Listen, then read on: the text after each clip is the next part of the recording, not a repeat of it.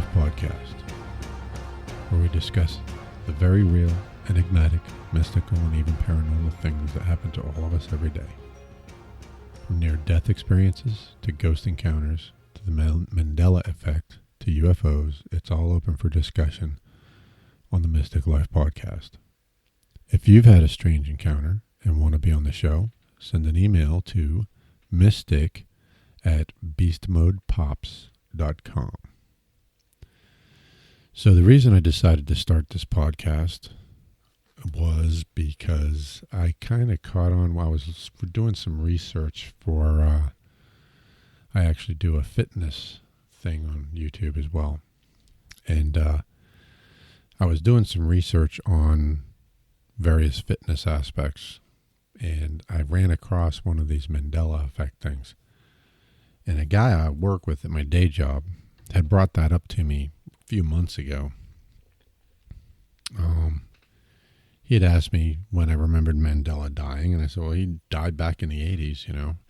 And then for some reason, I guess I was wrong, because then all of a sudden he wasn't dead. So, and then he said, no, that's the Mandela effect. I said, Mandela effect? He said, yeah. Everybody, well, a lot of people remember Mandela dying back in the 80s. And then all of a sudden he's not dead again. So a lot of people are mystified by this. And people started looking into it, and they discovered that there were other things that had happened. Like the logo for Staples. That's one of the things that blew my mind too. I mean, it's a very small thing. But when I remember the logo for Staples just being red letters, and it said Staples, period. But supposedly the Staples logo is close to that, except on one of the L's it has like a little stapler or a staple, I don't know what it is, coming off of the very top of one of the L's. It was never like that. I remember what it looked like. But yet, supposedly, it never looked like that. Well, a lot of people remember the same exact thing, that it never had that little extra piece hanging off of the L, that it was all just plain, you know, all caps Staples, and that was it. And I thought, well, you know, I guess I could have, you know, misremembered that as well, but I really don't think so. And then I ran into some things that were a lot more freaky. Like, and I didn't have personal knowledge of this. I mean, I vaguely remember in the past hearing about how our solar system is on the very edge of the Milky Way galaxy. But yet now, evidently, they're saying that it's not. It's actually quite smack in the middle of the Milky Way galaxy. Not like the center of it, but the middle of the band. And I guess the Orion, the Orion arm. And we used to be in the Sagittarius arm, out on the very edge. And now we're actually on the opposite side of the center of the galaxy, in the center of the band. So we can't actually, because there's a blind spot when you try to look through the center of the galaxy with a microscope, or not a microscope, a telescope, that we actually wouldn't be able to see where we used to be anyway, which some people are making a big conspiracy theory thing out of it. And heck, at this point, I don't know. I mean, I used to think, I was in military intelligence for 6 years, and I know that the government does do some nefarious crap.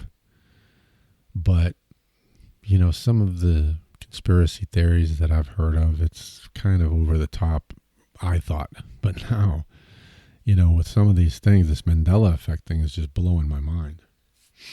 I mean, okay, we're not in the Sagittarius arm anymore. Now we're in the Orion arm. Now, even though I didn't specifically know we were in the Sagittarius arm, I do specifically remember. I mean, when I was a kid, I was big into science, so I used to watch, you know, shows like Nova on PBS and things like that. And I always got straight A's in science and everything. So I know that we were on the outer edge of the Milky Way galaxy. We were not in the middle. And a lot of other people remember this too. As a matter of fact, I saw a video on YouTube. I believe it was some scientist that was talking about how, no, we're not supposed to be here. We're supposed to be over in the Sagittarius leg or arm or whatever it is. So now I'm starting to get a little more intrigued. Then, so I'm looking into this a little bit deeper. Then I run into someone who he was doing like a vlog on YouTube, and he was, upset. He's like, this is just freaking me out, man, and all this. He says, I know that there were no such thing, what the heck did he say at first? It wasn't, he talked about the, was it the Staples logo?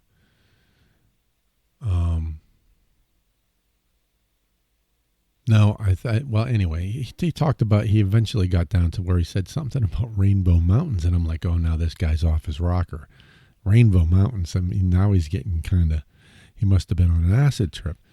So I closed the window, and I kept looking around, and then I saw another video where this guy was talking about, no, it was a girl who did it, she's been, I guess a lot of changes happened in her life due to this Mandela effect. So she started doing a survey, asking people to answer questions about this how this Mandela effect has impacted their lives. And then she put out some of the questions and what the answers were. And one of the guys said, I've been alive for 41 or 47 years, in his 40s anyway, 40 some years. And I would surely remember that there were Rainbow Mountains. And I thought, what? That's the second time I've heard that. So I Googled it, and I'll be doggoned if there aren't Rainbow Mountains in both China and Peru. I've never heard of this. And I mean, I suppose it's possible that for some reason it's never been brought up in all of the shows I've watched about nature, all the documentaries. Now, I watch a lot of documentaries and always have, about nature and traveling. And, I used to always watch these crazy, I liked stuff that had an interesting twist from science, like, the giant squids and, anything that was like off the wall. I enjoyed watching documentaries about it. I watched documentaries about Machu Picchu and the Nazca lines, things like that. So I pretty sure I would have run across, and I don't even know if there ever was a documentary on the Rainbow Mountains, but it seems like quite an oversight, if you ask me, that if you've seen these things are literally rainbows or multicolored mountainous terrain. It's the craziest thing I've ever seen. Now, if you people know this to be, wow, it's always been like that, I've known about that forever. Well, then you're not somebody that's suffering from this Mandela effect issue. But a lot of people have never heard of these Rainbow Mountains. And there was some other rainbow thing, but I forget what the guy said, and I didn't write it down before I closed the window. But he talked about something else that was associated with Rainbow Mountains. But anyway, the Rainbow Mountains totally blew my mind. And then, the guy who I originally was listening to that mentioned him, and I thought he was freaking out on acid or something, he had also mentioned, that's what it was he was originally mentioning, was that the Statue of Liberty had been attacked and nearly blown to bits. And I was like, what? He said that we've only had 2 attacks on our soil, and now all of a sudden it's 3. And I remember, I was in military intelligence, for crying out loud. I dealt with all of this kind of crap. I know that the only attack that happened in the United States or on U.S. soil was Pearl Harbor. I mean, if you discount like Timothy McVeigh, that kind of thing. But the only attack was Pearl Harbor. And now, I'll be doggone, I Googled it, and yes, the Germans supposedly tried to blow up the Statue of Liberty back in 1916. Are you kidding me? That never happened. But yet now it has? this is craziness. I'm starting to get as freaked out as the guy I thought was on acid now. And then I ran across another video the guy was, and he mentioned some of the ones I've already seen, and then he said, it was actually on the questionnaire chick. One person answered and said, the Nautilus has been extinct for millions of years, but now all of a sudden it's alive. And now when I was in the 6th grade, I lived in Boston, and they had this special thing where our class was able to go to Harvard, and we were able to study zoology. And of course, it was a very basic course, but we were able to study zoology at Harvard. And, we studied all kinds of things about, the evolution of man and, all prehistoric beasts and all that kind of stuff. I mean, it covered the gambit. We did it for, I don't know, half the school year, I think. We went there all the time, every week, for like 6 months or something like that. So, I mean, it was fairly extensive. We actually got a certificate from Harvard saying that we studied zoology there. And I know that the Nautilus has been extinct for millions of years, but I just cannot believe it. I looked it up, clicked images, and there are thousands of pictures of Nautilus, living Nautilus, in Google now. Are you kidding me? This thing, I remember seeing a show on, it was probably Nova. I know it was one of those science shows, where they had talked about the Nautilus, and they actually did an artist's rendering of what a Nautilus would have looked like. And he got it wrong. Because I remember what the picture would look like. The picture looked like, you have the Nautilus shell. Everyone knows what a Nautilus, you can just Google it if you don't, because evidently they're alive now. But it was a Nautilus shell, and it had basically what looked like a little squid sticking out of it. Now, a Nautilus is similar to this, but there was a difference. The image that I remember that the artist rendering did not have, if you look at the pictures in Google of a living Nautilus, it has like an extra something or other on top of its head. It almost looks like a little armor plate or something. Well, that wasn't there. It was literally looked like if you took a squid and just stuck it in the hole. The tentacles were longer too. That's what a Nautilus was supposed to look like, as far as the artist rendering went. And this is because the only thing we had to go by, and evidently the theory out there is that I'm from another world. So the best way to put it is that on my world, we had no idea what they look like, so that was the best the artist could do. Well, that's because I assume that plate is a soft tissue member or piece or whatever that's on top of its head, because I know in multiple images that plate is kind of in a different position, as if it's like moved depending on how far the thing is sticking out of the shell and that kind of thing. So the shell you wouldn't be able to tell that it was there. But I specifically remember this artist's rendering of the extinct Nautilus. So, that blew my mind. Let's see. Oh, and then, of course, everyone has heard the life is like a box of chocolates business. Well, I specifically remember that from Forrest Gump.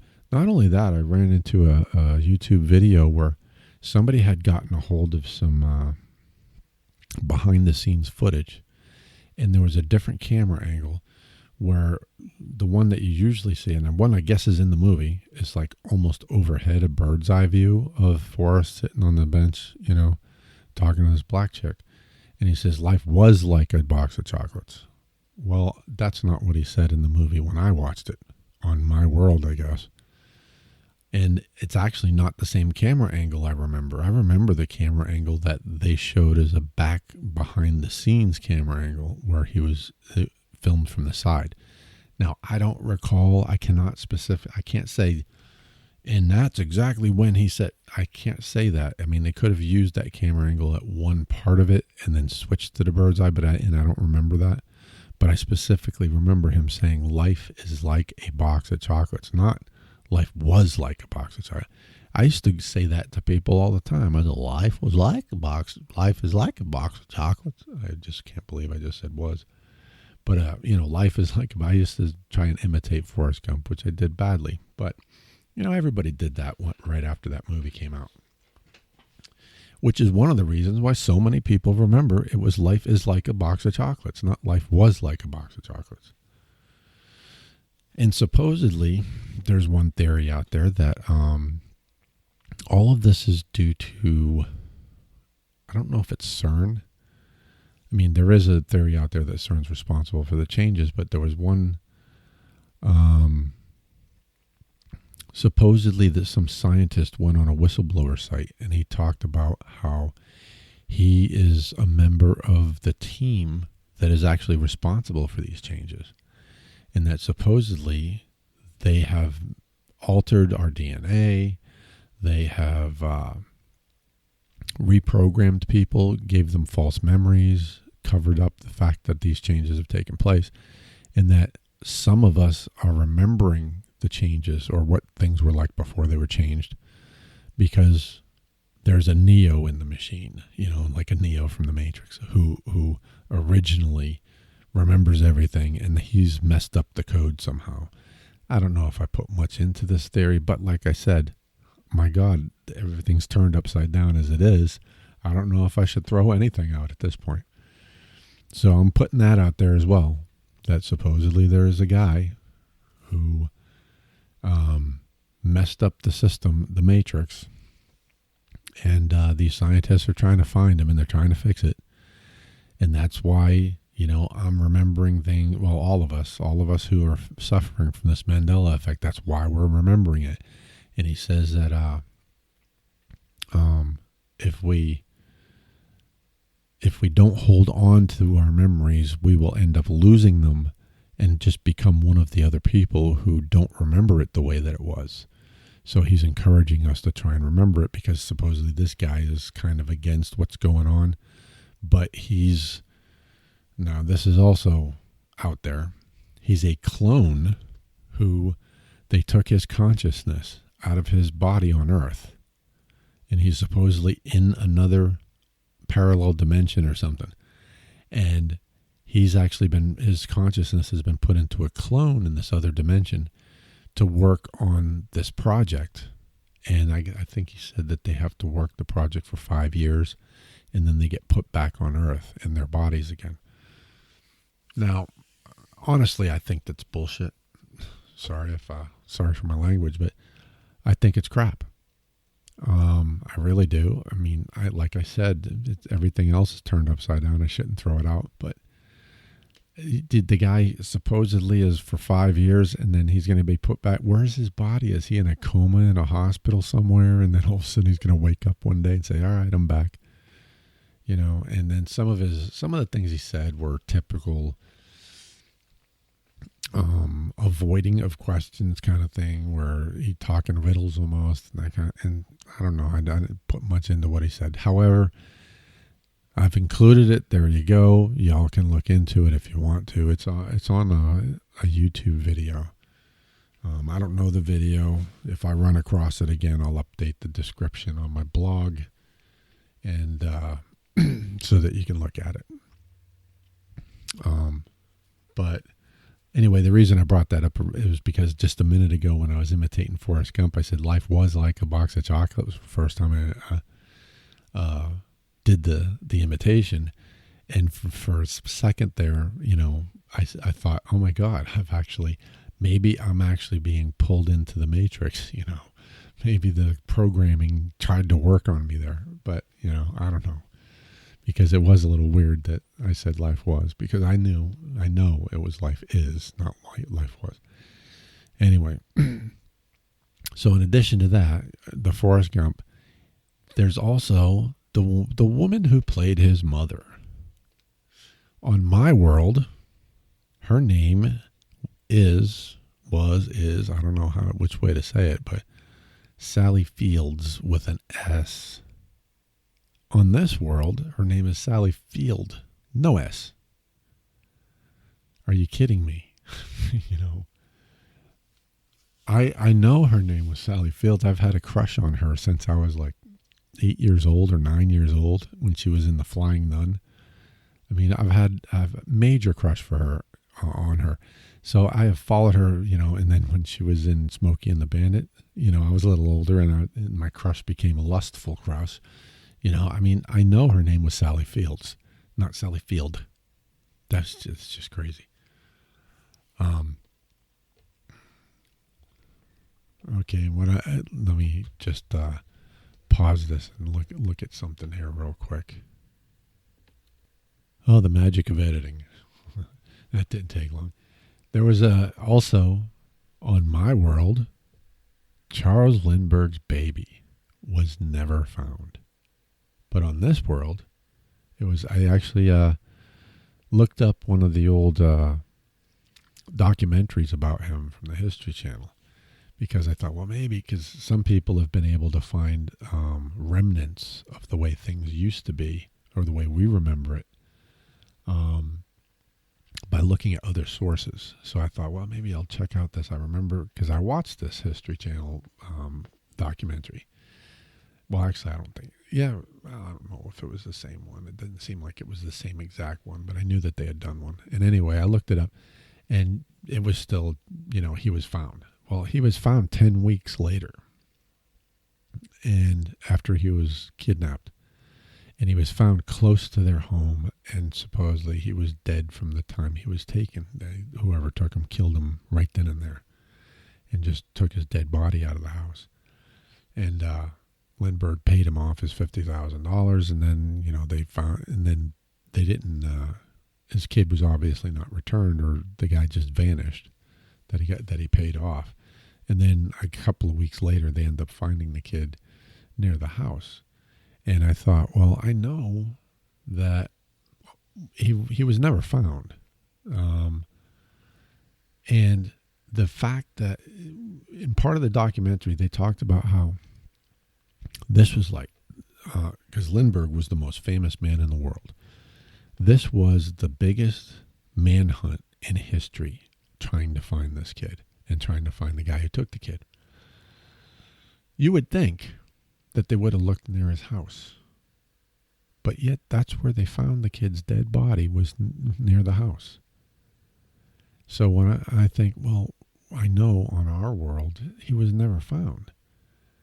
And some of the glitches in the matrix, if you will, that people have been able to find, where to prove that, yes, it was this way, you know, were things that were, it was almost like they were overlooked, like these changes have been done intentionally, but they didn't dot every I and cross every T, and we're able to find corroborating evidence that says that we're correct about how we remember things.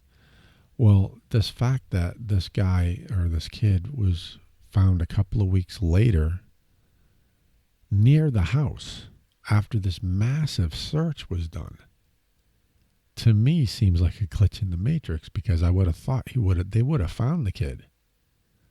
You know, they would have found him long. I mean, he was missing for, let's see, they didn't find him for 10 weeks. It was he was missing for like a month or a month and a half, I think, before the kidnapper actually contacted them with his ransom demand and told them where to drop off the money. And then he paid him off, and then, you know, the kid was not returned, and then a couple of weeks later they found him. So now we're 10 weeks out. But so they had over a month to search the area around that house looking for this kid, and they never found him. But then 10 weeks later, they find him near the house. Now that sounds to me like whatever change was done in that situation, it was, the only thing they changed was they had somebody find the kid. Which actually, that's kind of crazy, because if he was never returned, they wouldn't have known where to find him. So, well, I guess if they, there's a TV show called Timeless.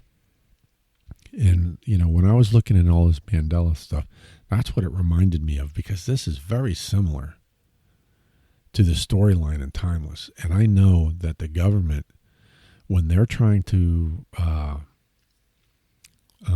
ease the population into some idea that's coming, that they'll actually pay the movies to produce films that have certain topics in them to kind of get us used to that idea before they actually break some news to us. Well, this TV show, Timeless, which I've been watching since for, I don't know, almost a year now, is very similar. They actually go back in time and try to stop this guy from altering the timeline. And one of the things that happened was the chick, and those of you who have seen it, you know what I'm talking about. Those of you who haven't, there's a historian, a female historian that travels back in time with them to try and make sure that time remains the same. Well, when they went back to, I think the first one was the Hindenburg.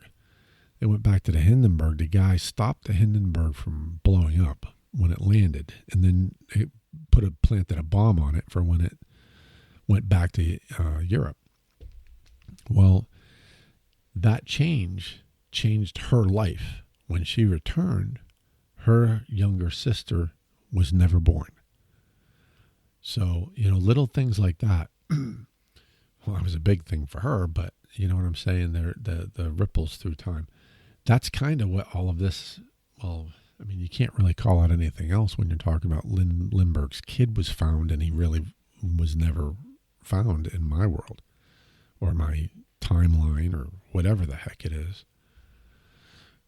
So that would mean that somebody is specifically going back, because this case with the Lindbergh kid, with pretty much everything else, I think, I wouldn't think that you'd have to have a person actually be there. But this thing with the Lindbergh kid, there would have to be somebody would had to have gone back in time. Have to. Because in order for them to know where to find the kid, somebody would had to have been there and saw the guy take the kid. That is the only way that they would have been able to find the kid. Because in my timeline, on my planet, whatever the case is, he was never found. It was a complete mystery whatever happened to this kid. His dead body was never found. The guy who took him was never found. It was one of the biggest mysteries or biggest unsolved mysteries in the history of the United States because of how famous the guy was. So in order for anyone who was going to go back in time and change that, to change it, they would have had to have gone back and watched that guy take that kid so that they would have known how to find him. And, he was found that close to the house. I would assume that they had searched. So whoever went back in time had to have got the kid and then planted him near the house at some point after they stopped searching for him over there, because otherwise they would have found him. I would love to find out. Maybe the information is out there, or maybe I'll look for it, or maybe one of you listeners can look for it to find out if it was a case where they had already searched the area and he was found in an area where they had already searched. That would be very interesting. But that would have to be what they did. And probably they went back to save him. And that's really one of the theories is that some of the changes they made, like the logo for Stables, they were making very slight changes to see what effect it would have on the timeline. They're doing kind of a scientific method of changes in time to see what the effect is. Well, there would obviously be a natural progression. The changes would start out small and become larger and larger and larger. Well, saving Lindbergh's child would be really a logical thing for them to try to do. Because theoretically, it wouldn't negatively impact the timeline. The only way it would is if Lindbergh's kid turned out to be some, or him or one of his progeny would turn out to be some serial killer who ended up killing somebody who was important in time And, you would think statistically that's probably not going to be the case.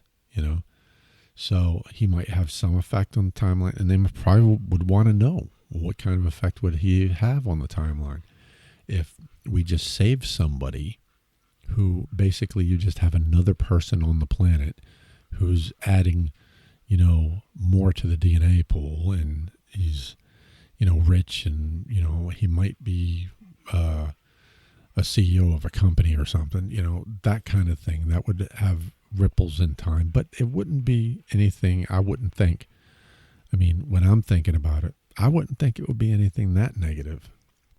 One of y'all's parents might, instead of being working down at the steel mill, may have ended up working for his son or his son's son. But anyway, his company, that exists as a result of him not dying. And,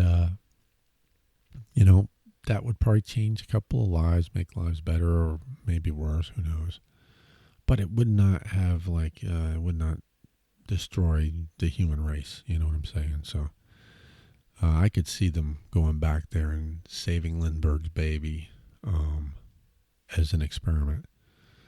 Now, they went back there. They probably watched the guy go in the room. They figured they'd, snatch the kid when he come back out. But he come back out, and the kid was probably dead already. He probably had him slung over his shoulder, his dead body.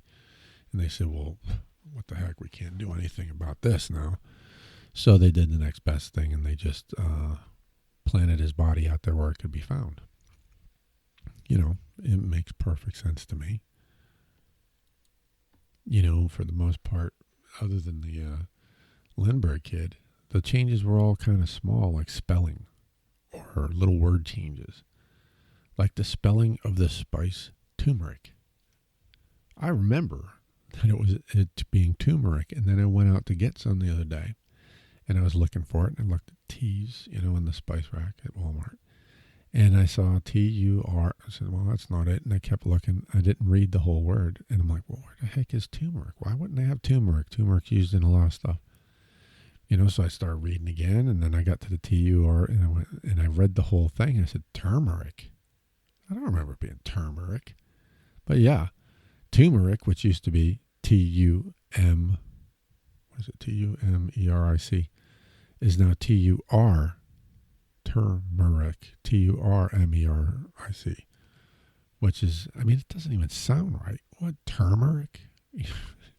And if you hear a cook or anyone talking about using it, which I'm assuming are people that are all from my world or timeline, whatever it is, they say turmeric or turmeric. Some of the other small changes were like words being changed in films. Like, for instance, in, what is it, Snow White, I believe it is. And when the witch goes and talks to the mirror, what does she say? If you don't know what I'm about to say, and know the movie, think to yourself, what does she say when she looks at that mirror? Mirror, mirror on the wall, who's the fairest of them all? Correct? That's like everybody knows that. Well, no. In this timeline or on this planet, whichever it is, it's magic mirror on the wall, who's the fairest of them all? Now, those of you who are from where I'm from, your mind was just blown, because that is such everybody knows that. It's mirror, mirror on the wall, who's the fairest one of all, or fairest of them all. Everybody knows that. It's mirror, mirror. And I think there's even a song about the mirror, mirror, mirror, mirror, something like that. But there's also another movie made by Julia Roberts, which is kind of, I think it's more of a comedy version of Snow White, is it Snow White? Sleeping Beauty? What is it? Sleeping Beauty. Yeah, there's a more of a comedy version, and she actually says mirror, mirror in that movie. But yet in the original 1936, I think it was, Disney film, they say magic mirror. And I know it was mirror, mirror, and Julia Roberts said mirror, mirror. Actually, that movie she was in, the name of it was Mirror, Mirror, if I remember right.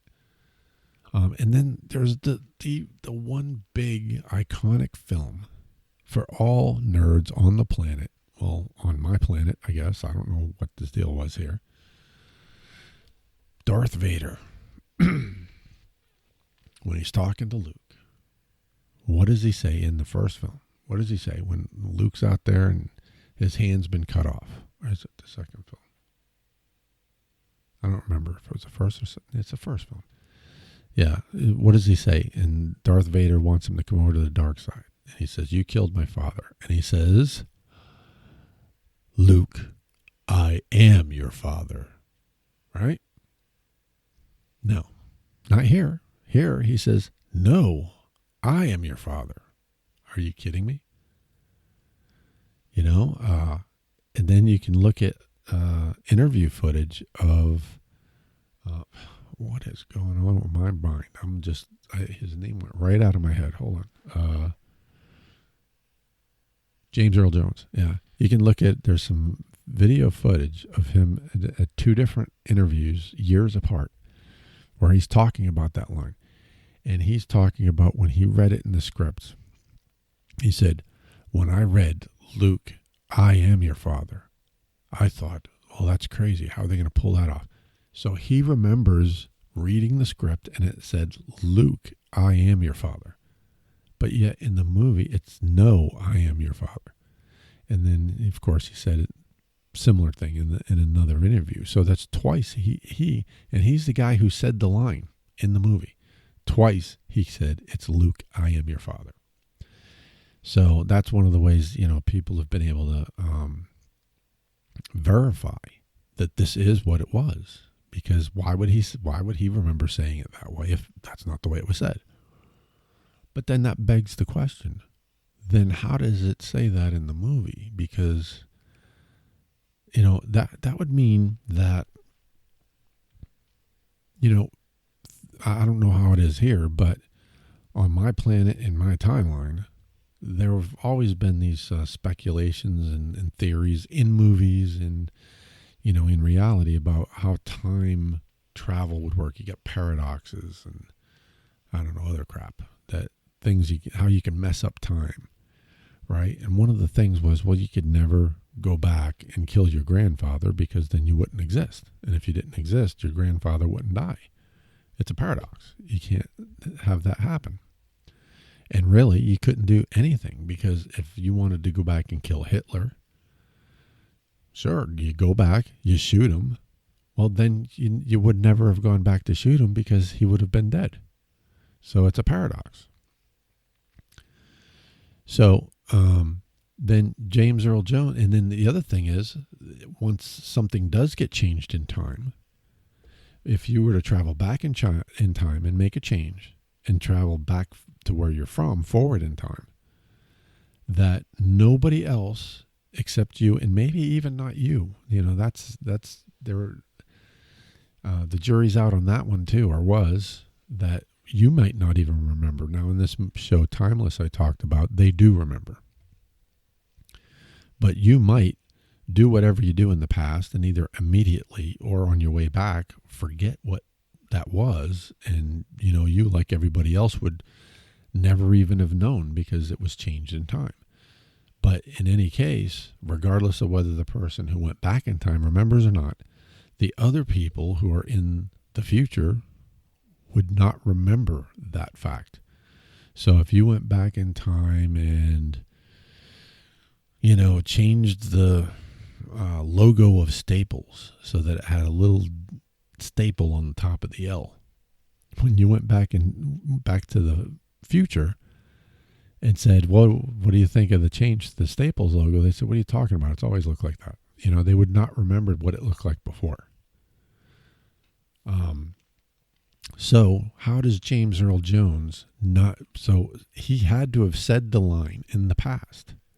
How does he not remember that?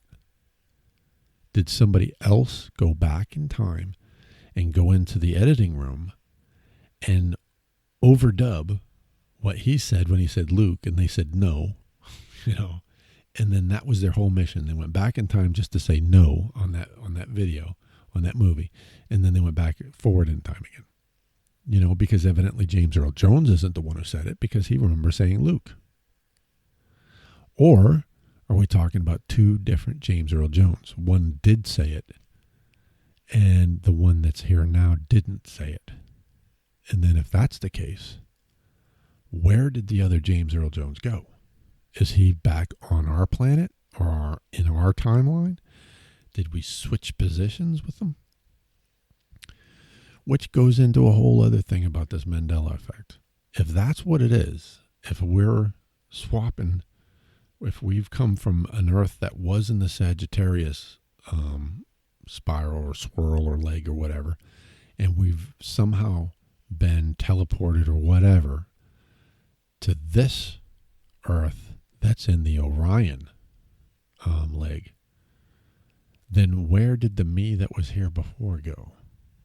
Did I merge with him? Or did he vanish? Did he cease to exist? Or did he go to my Earth? And there are so many people out there who remember things being different. That's quite a bit of the population. Where did they all go? The ones that were here before. If this is a different Earth that's very similar but slightly different, which is one of the theories. One of the theories is that somebody's changing things. One of the theories is that no, they haven't changed anything. We've just switched Earths to a parallel dimension or a parallel universe, and things are slightly different here. Well, especially with James Earl Jones, you could figure, okay, well, maybe the people who remember things the way from the other Earth, maybe they didn't actually exist here. And when we came over here, we were just added to the population. We didn't actually, snuff somebody out or whatever because we showed up here.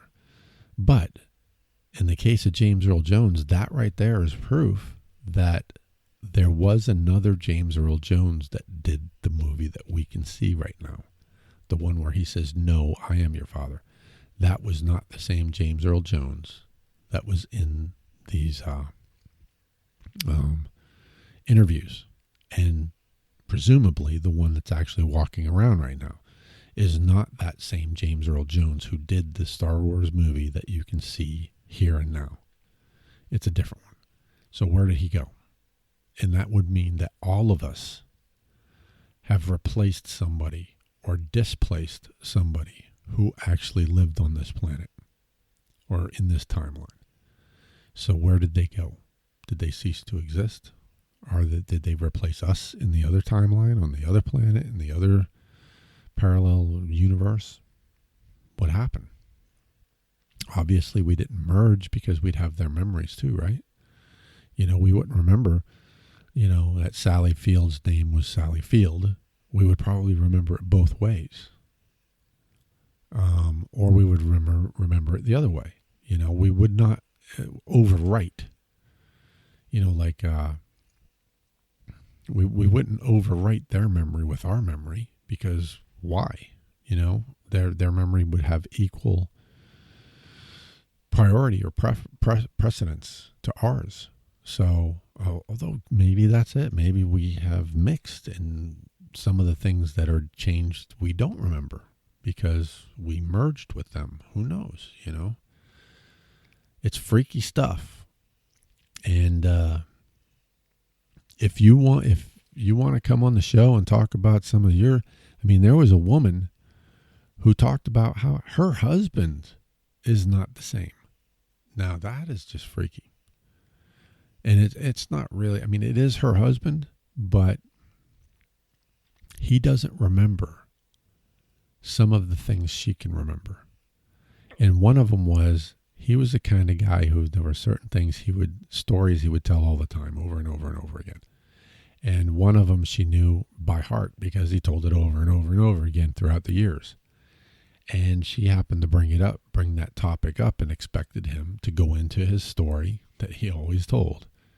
And he didn't. And she asked him about it. She said, "Well, that's weird. Usually you go into the story. What's going on?" And he said, "What are you talking about?" She said, "Well, you're not going to tell me the story about so-and-so again?" And he said, "I don't know what you're talking about. That never happened." And what they were talking about specifically was continental drift and Pangea, which when I was in school, and this is actually what his story was, is that there was a kid in school that never said much of anything. And one day he said something to the teacher about, and they were studying geography, and he said, that looks like that would fit in there like a puzzle piece. And then he was just shrugged off as being an idiot. This was a story that he always told. And the reason that he always told is because evidently this kid was a stoner. And he never said anything. He was always just stoned. And, you know, the one time he ever said anything, this is what he talks about.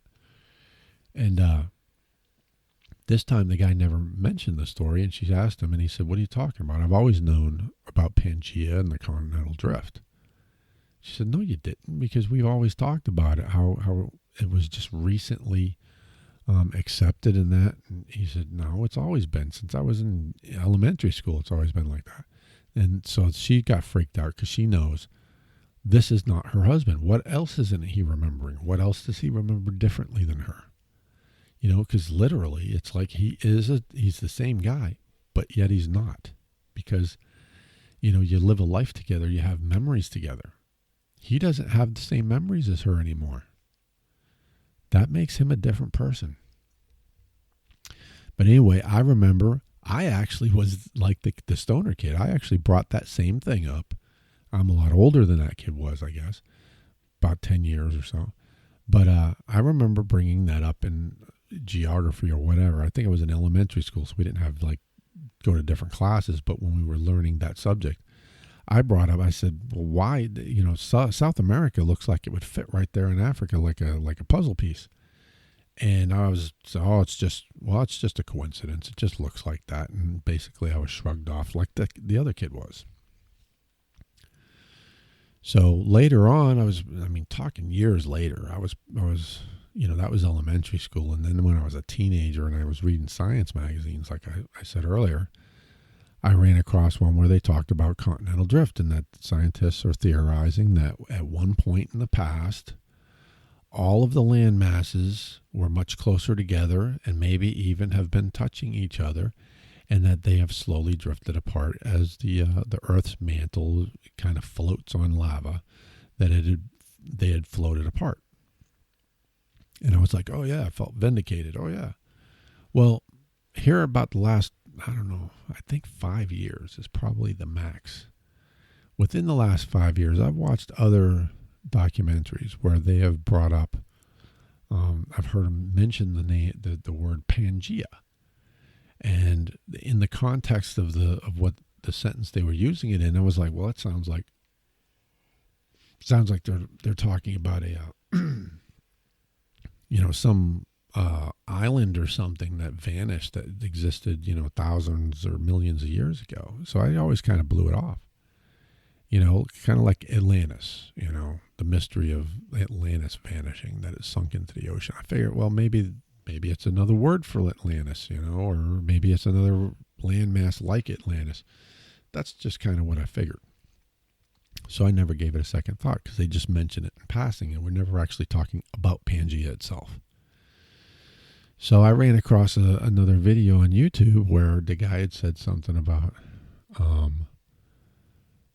actually it was that woman. She had mentioned the Pangea thing. So I looked it up on Google, and I can't believe it. You know, my mind was blown again. I've never heard of this Pangea business. You know, there was, you know, the theory that scientists thought maybe back in millions of years ago that it was all of the land masses were closer together or even touching. I don't even think that the theory talked about them all being one landmass. I think it was just always closer together. And now Pangea, in case if y'all are from the same place I'm from and don't know what I'm talking about, Pangea is what they're calling the original continent, which was all the land masses were one continent, you know, millions of years ago, whatever it was. I didn't actually look into it that deep. I don't know if it was millions, thousands, whatever. But sometime in history, they're saying that all of the landmass was one single continent, and they call that Pangea. It's not North America, South America, Africa, or anything like that. It's Pangea. That's the name of it. That's what they call it when it was one mass. I had never heard that before until actually earlier today. And that was one of the things that made me decide to start this podcast, is because things are getting freaky, people. Things are getting very freaky. And, I mean, the Nautilus, the Rainbow Mountains, Pangea, well, I mean, that's not as freaky. It's a little freaky, but it's not as freaky as Rainbow Mountains, and not as freaky as the Germans tried to blow up the Statue of Liberty, and Lindbergh's baby was found.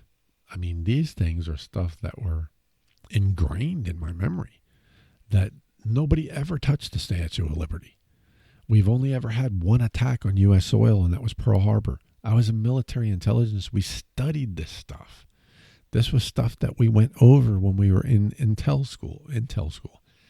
You know, there were things that they taught us in Intel school that the public never knew about, you know, so they would have mentioned that, because evidently the public does know about that. That would have been one of the topics of discussion, you know, because that would have been a failure of Intel, you know. So I know that never happened where I came from.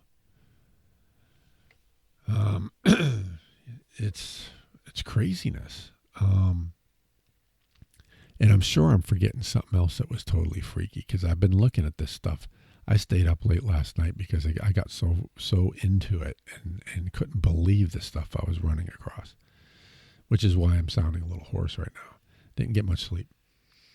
But anyway, I'm going to go ahead and cut. The show's running long. I'm going to try and, well, I don't care, 30 minutes, an hour, whatever. You know, if you people want to be on the show, if something's happened to you and you want to discuss it, you want to get it out there, you know, in particular, I mean, if you've had situations like where your family members have changed, you know, I'm expecting to hear about people where, like that chick in that show, where they had a sister or a brother and now they don't anymore, or they didn't and now they do. I mean, that's just freaky stuff. So if anything's happened to you and you want to come on the show and talk about it, send an email to, I better double check. I just made this stuff like a couple hours ago. Let me double check my email address real quick. Okay, send an email to mystic@beastmodepops.com.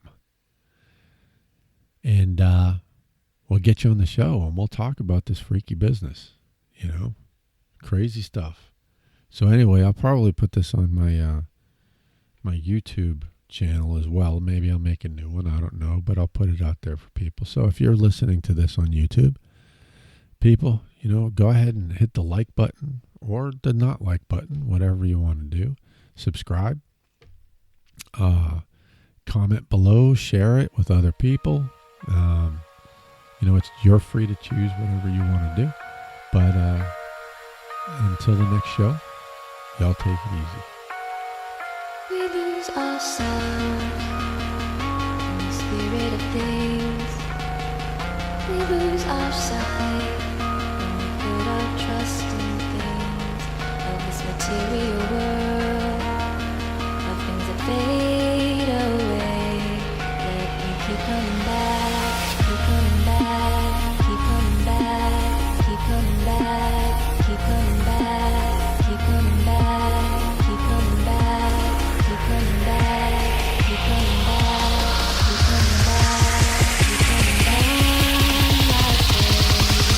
Of things we know.